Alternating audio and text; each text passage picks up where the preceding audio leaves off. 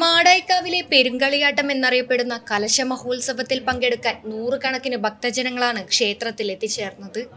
കലശ മഹോത്സവത്തിന്റെ ഭാഗമായി മീനമൃത് വരവ്, തട്ടുവരവ് എന്നിവ നടന്നു. പുഷ്പാലങ്കൃതമായ 2 തട്ടുകൾ ക്ഷേത്രത്തിലെത്തിച്ചു.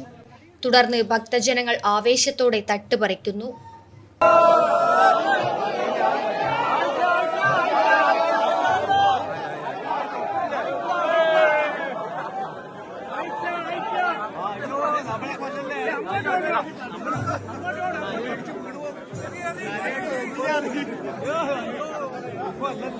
തുടർന്ന് തെയ്യക്കോലങ്ങൾ അരങ്ങിലെത്തി.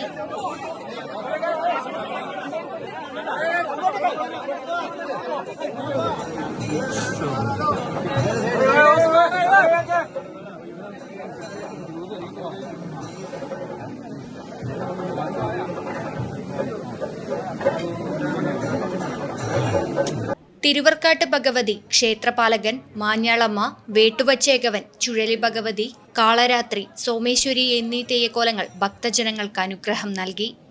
News bureau, Pazhayangadi.